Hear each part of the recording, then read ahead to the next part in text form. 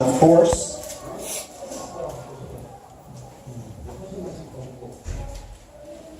We looked at the trial before Caiaphas and then Pilate. And once again before Pilate in this story today. In between was the trial to Herod, which is not recorded in John. We're going to look at it some by way of introduction. It's in another of the Gospels. And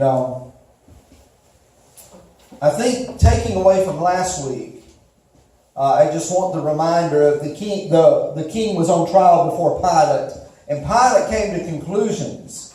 And I think the text itself kind of draws that out, and I guess John is making that point related to Pilate. 3 times Pilate said, "I find no fault in him." 3 times, "I find no fault." Nothing for the basis, no charge that would be strong enough for the basis of the death sentence for Jesus. And it's a very important point from I guess even looking and thinking about Pilate himself, because he's the man in charge at this point. And even the Jews are coming to him. You know, they have to, because of the Roman occupation. They have to come to him and kind of surrender. We don't have the authority, to kill him, but so they bring him to Pilate. And but doctrinally, when we think about what the Bible teaches, because of the doctrine of the sinless Son of God, it's necessary that even the enemies were saying he's innocent, he's without discharge, he's without fault. And so Pilate said that. And of course we know ultimately he was unjustly killed. Even the Roman governor testified this is not the right thing to do. He's without fault. But Pilate caves in the story. Now, he had found out that Jesus was from Galilee. So that was Herod's jurisdiction.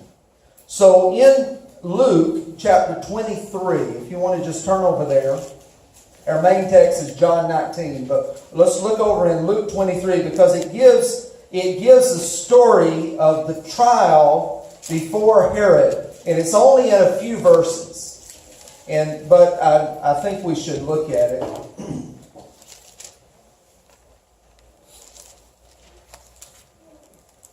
Remember, our key verse is John 18:36. My kingdom is not of this world. Okay, that's the key verse. Keep that in mind, because the idea he's the king keeps coming up through the whole story. He's the king, he's the king, he's the king. Okay. Here in Luke 23, and I'm going to read a little bit earlier than the text here. Like verse 1, it says, "The whole assembly arose and led off to Pilate. They began to accuse him, saying, 'We have found this man subverting our nation.'" So in Luke's record, this is like a political crime. And even today, in countries where Christianity is kind of forbidden or oppressed, the grounds for arrest become political grounds. They become political prisoners. Christians become political prisoners. And that's what they're called. I mean, and in many countries,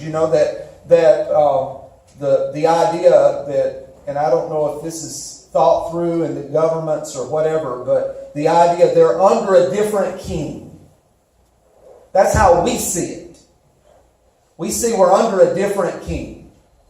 And we give acknowledgement, we honor the king, we pray for the king, we pray for our president, we pray for our nation.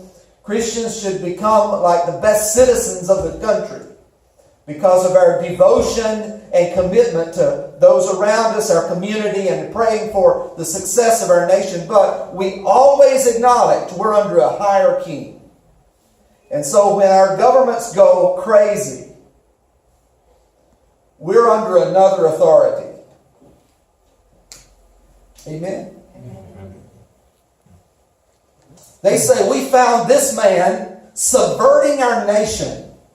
He opposes payment of taxes to Caesar and claims to be Christ, a king." Verse 3 of Luke 23. So Pilate asked Jesus, "Are you the king of the Jews?" "Yes, it is as you say," Jesus replied. Pilate announced to the chief priests and the crowd, "I find no basis for a charge against this man." So we're kind of repeating some of the text from last week. Verse 5, they insisted he stirs up the people all over Judea by his teaching. He started in Galilee and has come all the way here. Now, I don't know if it was intentional on their part to mention Galilee or if it just came out in the story because that's where he was from. Verse 6, and this is actually Luke's account of his trial before Herod. On hearing this, Pilate asked if the man was a Galilean. Is he a Galilean? And Galilee is like the northern province, When he learned that Jesus was under Herod's jurisdiction, he sent him to Herod, who was also in Jerusalem at that time. So he happened to be in town. Pilate sends him over to Herod. See what Herod has to say. Verse 8. When Herod saw Jesus, he was greatly pleased, because for a long time he had been wanting to see him. From what he had heard about him, he hoped to see him perform some miracle. He plied him with many questions, but Jesus gave him no answer. Now let me ask you something. Could Jesus have done a miracle for Herod? Could he? Moses went before the Pharaoh and he had all kinds of miracles. The staff became a snake and put his hand into his robe and it was leprous. And this was like a confirmation to the Pharaoh. But Jesus is not. The purpose is somewhat different here. So could he have performed a miracle? The answer is obvious. Of course. But remember, Jesus is functioning on a timetable. And the time has arrived. Early, he would tell those he healed, don't tell anyone. Because the time has not arrived. Here, he could have done a miracle right in public. Why doesn't he do something now? And even, if you remember, even his own brothers at one time said, you should go and make yourself known to the public. And he said, Jesus didn't follow their call. Remember, my kingdom is not of this world. If he wanted to save himself, here's the chance. He could have saved himself. Performed some miracle. He plied him with many questions. Jesus gave no answer. Verse 10. The chief priests and teachers of the law were standing there, vehemently accusing him. Then Herod and his soldiers ridiculed and mocked him, dressing him in an elegant robe. They sent him back to Pilate. That day, Herod and Pilate became friends. There's some irony here, Before this, they had been enemies. So they became friends against Jesus. Because of this issue of Jesus, these leaders became friends, and because of their, maybe their politics brought them together. The Democrats and the Republicans are smiling. Right? So that's the trial before Herod. So we've had Caiaphas, Pilate, and now Herod back to Pilate in the story. So let's go back to John 19.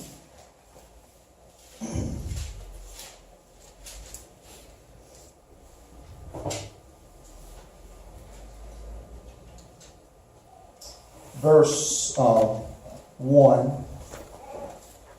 Pilate took Jesus and had him flogged. That means beaten. The soldiers twisted together a crown of thorns and put it on his head. They clothed him in a purple robe and went up to him again and again, saying, "Hail, King of the Jews!" And they struck him in the face. Once more Pilate came out and said to the Jews, "Look, I am bringing him out to you, to let you know that I find no basis for a charge against him."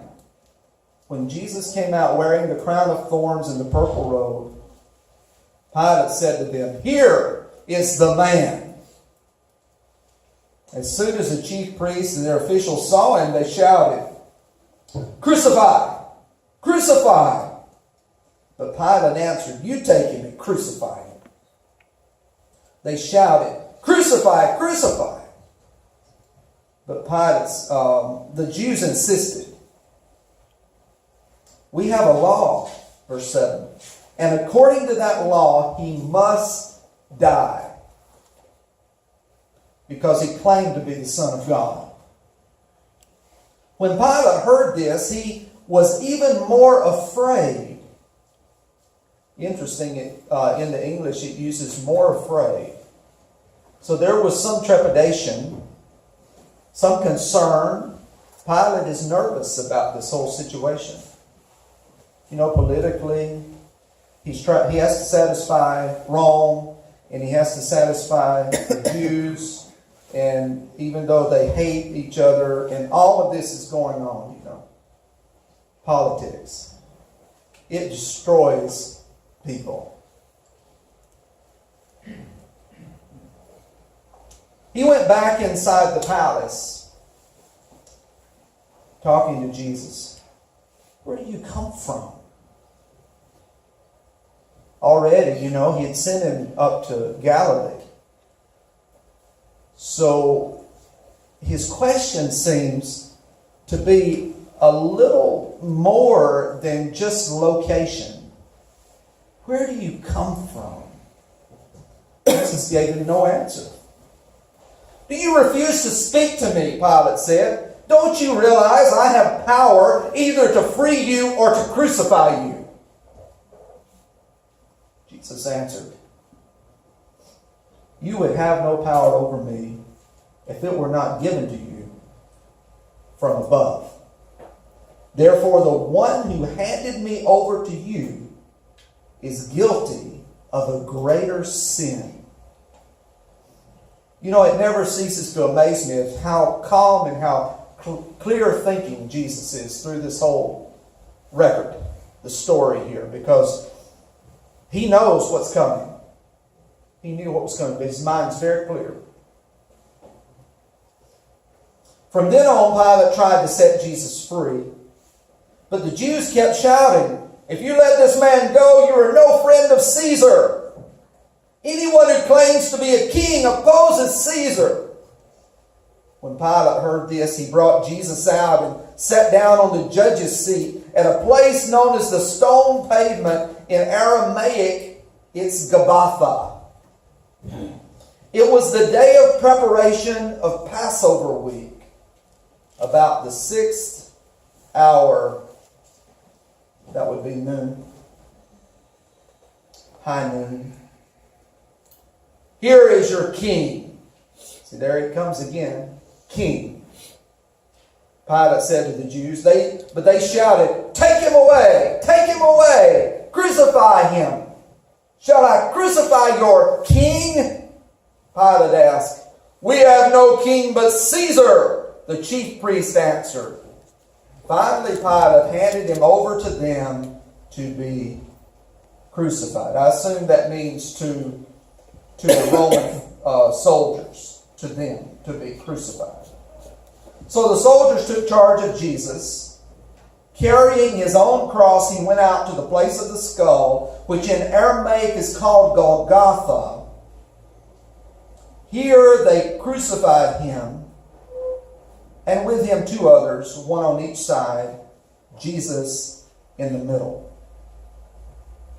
Okay, let's go through the story now. That's down to verse 18. That's about as far as we can get today in the text. They called out for his crucifixion. I'm sure there were people involved, but the religious leaders, the chief priests, the Pharisee, those in authority, those that were trying to their best to see that he would be executed, he would be killed. Their desire is coming out. It's not desire for the truth. Pilate, he's the one that had said what is truth. At least he was recognizing Jesus' innocence and not a charge there for him to be crucified.